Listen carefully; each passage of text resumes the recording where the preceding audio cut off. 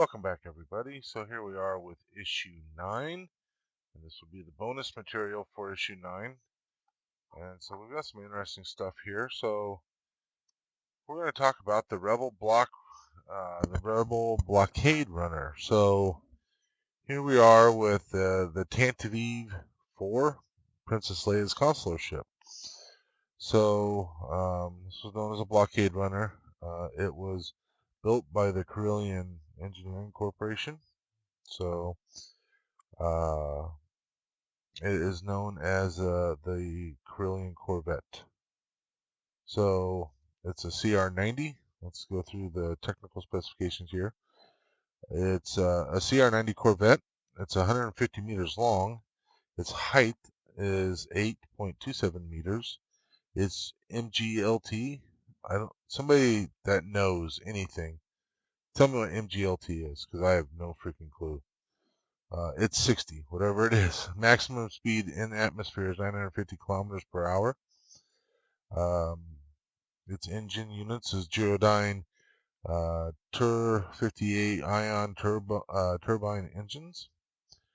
The hyperdrive rating is a class 2. Weapons, it's got 6 Taman H9 turbo laser cannons, 2 dual and 4 single. Its affiliation is the Royal House of Alderaan Diplomatic Corps and the Rebel Alliance, and its commander is Captain Antilles. That is not Wedge Antilles. That's a completely different captain. If you recall from episode 3, Revenge of the Sith, Bail Organa says something about Captain Antilles, whatever.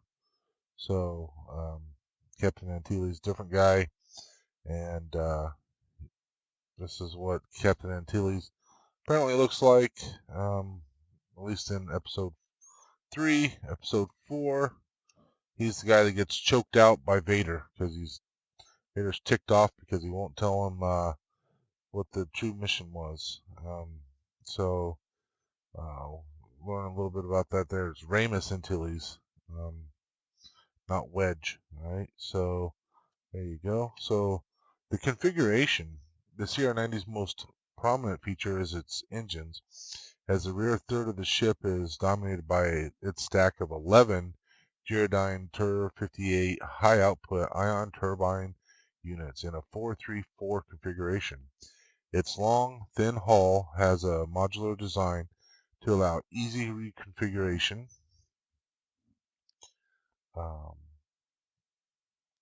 from one function to another.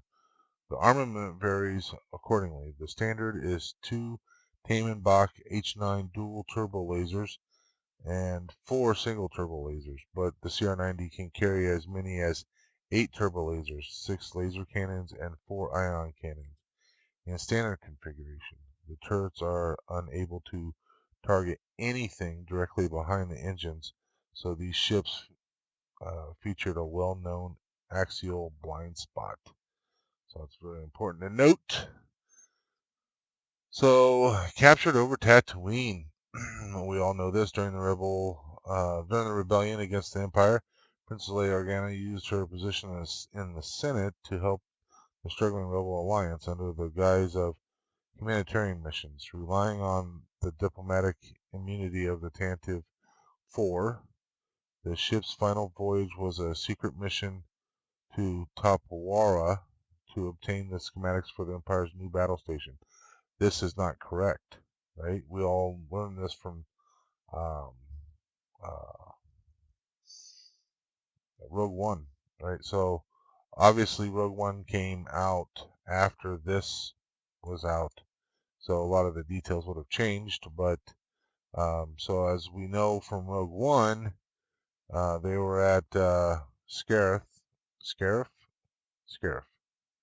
and they escaped there and took off. Now, one of the things that has come out recently, because a lot of people wanted to know, well, if the Empire didn't have any way to track hyperspace, then how could they track the Tantive IV and catch up to it? So basically, the reason why it was docked inside that other ship was because it had a problem with its hyperdrive.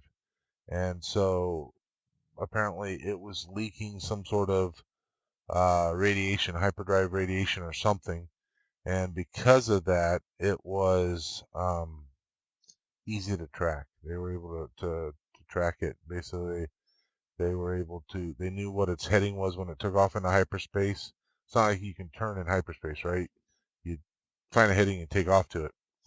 And so they were able to follow the heading, and because of that, they were able to track down its signature from the damaged hyperdrive that it had. So that's actually, according to Lucasfilm, that's what happened.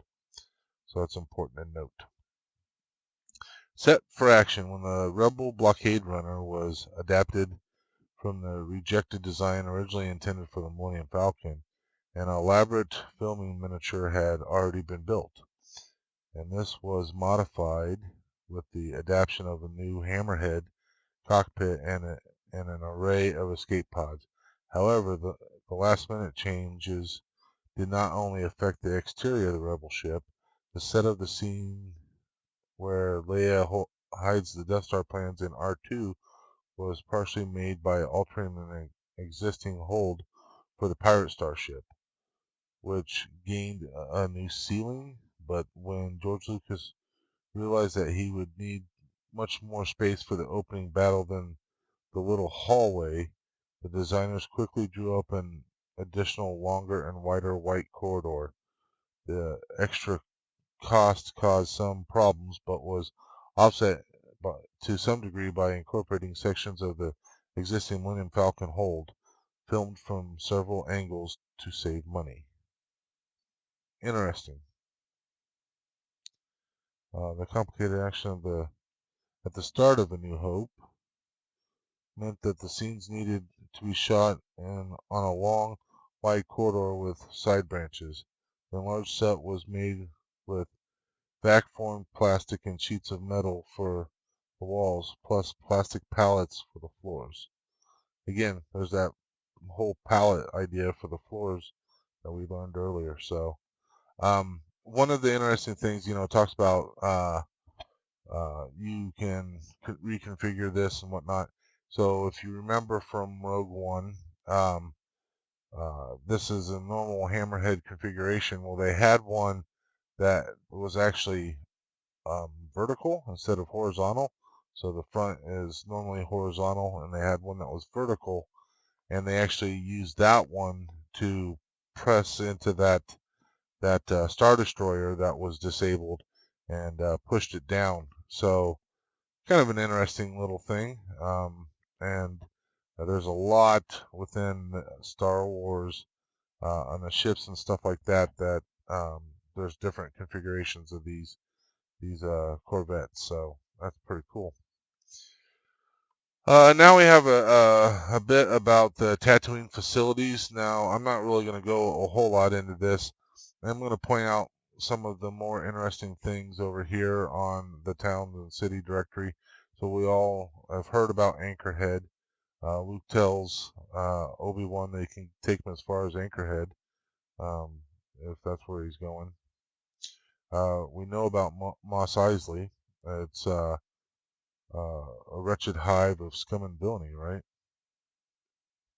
Um, we, some of us may know about Mos Espa. Um, if it's from a Phantom Phantom Menace episode 1, so that's where they did the pod racing.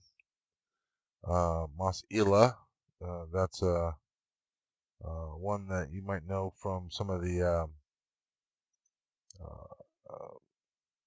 games and all that kind of stuff. But here's Tashi Station. This one was kind of cool. Power distribution station located outside of the town of Anchorhead is important to a number of remote communities. So remember, but I was going to go to the Tashi station and get some power converters. Uh, that's a nice whiny line from Luke. Luke in the first 2 movies was very whiny. So there you go. Food and drink. So yeah, they had a lot of hydroponic gardens and stuff like that. They had to. That's why they were moisture farmers, right? So that's always important to note. Um, so we got some behind the scenes stuff here from Tatooine.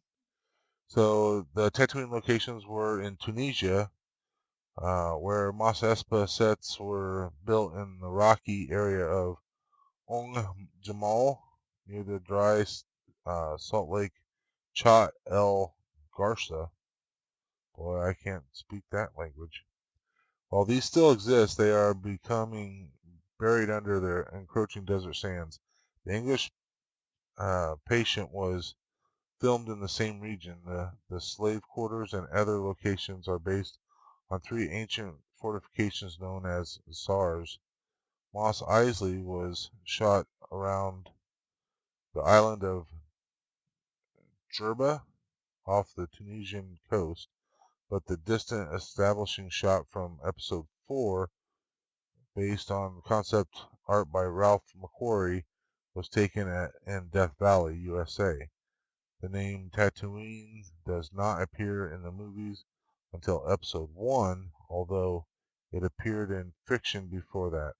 It was taken retrospectively from the name of a town near the uh, Tunisian desert set called Tatooine, itself named from the Berber word Titouan, meaning springs of water. The subterranean desert dwellings in the area were the inspiration location of the Lars homestead. So there you go. Cantinas, an important area to go to. Tatooine's cantinas offer a place for spacers, smugglers, and locals to drink or play games such as sabak or pazak. Um, while the old quarter of Mos Eisley is renowned as the center of the planet's smuggling traffic, its new quarter is famed for the hosts of facilities, restaurants, and drinking dens aimed at the tourists, some more legal than others. Many cantinas have musicians and dancers to provide live entertainment, while other establishments operate as gambling hunts. The main attractions, however, are the exotic drinks served by expert bartenders or droids. There we go. Hull structure. Um, so starships have to operate in harsh environments that range from the vacuum of space to corrosive chemicals encountered in planetary atmospheres. As their hulls are subject to attack from all sides, it is a tribute to the original engineers that some of their classic designs can continue to operate for centuries. That's pretty cool. Um, so while a few spacecraft are designed to present a smooth exterior, notably those in the Blue Royal service, the majority are covered with vents and ancillary systems. So it's not uncommon to see the vents and the ancillary systems. So the Millennium Falcon is a prime example of the latter patchwork of repairs. After hundreds of years and numerous owners, her exterior appears to have more repairs than original parts. Under the surface is the YT-1300's standard reinforced frame, a spiderweb of radial ribs and cross braces that contribute to the Carillion Engineering Corporation's reputation for building tough, functional workhorses. But most of the durasteel that formed the original hull plating has disappeared under a legacy of historic repairs. None of her previous owners took much care to conceal the welded patches, dents, and cracks filled with epoxytol, must be like some sort of epoxy, that kept the ship going. When Han Solo acquired the ship, he was happy to leave the exterior in its battered state, knowing that both criminals and the forces of law and order were more likely to ignore a ship that looked like a dilapidated tramp freighter owned by a hard-up operator down on his last few credits. In fact, both Han and Chewie actively maintain the Falcon's corroded exterior and appearance of being ready for the scrapyard. So, according to this, they actually wanted it to look like that. Which, okay, I could see Han being that kind of crafty dude to want that. So that's kind of cool. This section here was really neat. So, in just um, the same way that the filming miniatures were made by kit bashing, scale models of cars, military vehicles, and ships, the full-size set was built by sourcing a wide variety of parts that would give the right look and feel to the Falcon's battered hull. Many of these were not documented at the time, but have since been identified by fans who are familiar with the original source of the components. An example is the row of external features that appears on the top of the passage tube to the cockpit. These are known as these are shown in close-up as Han and Chewbacca rush to repair the Falcon during the Battle of Hoth, clearly revealing them to be a row of hubcaps from a British sports car in the 1970s. So apparently those were hubcaps from the Triumph Spitfire Mk4 sports cars. Um, so trying to see, I think they're there. That's what we're looking for. Those hubcaps are right there. So the question will be, will we see that here? Um, we don't see it right there. So what is done on the model is not necessarily translated to the full size. So that's kind of interesting. Um, I thought this was kind of cool too. The model depicts the Falcon's patched up, mismatched assembly of external plates and their assortment of different paint colors, scarred by artificially applied scuffs and scrapes. The exterior was hand-finished and painted by a team of different ILM modelers, giving rich variety of textures that hinted at the ship's colorful past. So, yeah, because a lot of people helped work on this, it got a lot of different, painting techniques and colors and stuff like that done to it. So it's important to kind of keep that in mind when we go in and start painting stuff. So I am going to try to match the different colors and stuff um, as best I can as I go, but we'll see how that happens as we get there. And it's kind of nice to be able to see something like this because we will have to work on this. We'll have a section like this, and so it'll be nice to be able to use this as a reference so we can kind of get the coloring done correctly. So we've got some browns and some blacks and whatnot. So we'll have to think about that as we're painting it. So there you go. That concludes the bonus material for issue 9. Let's just make sure that we didn't get any other bonus stuff back here. Nothing there. So that's issue 9. And when next we meet, we'll be looking at issue 10. Again, I don't know what all is going to be in issue 10, what we'll be doing, but we do have plenty of extra parts to start working on stuff. Maybe we'll be doing some more of the interior crew area. I know as those parts come in, we'll probably be working on that more and more. So, um, very cool though. All right. Hope you all enjoyed this. Let me know if you have any questions or anything. And we will continue on with issue 10 next time. Thanks, everybody. Take care.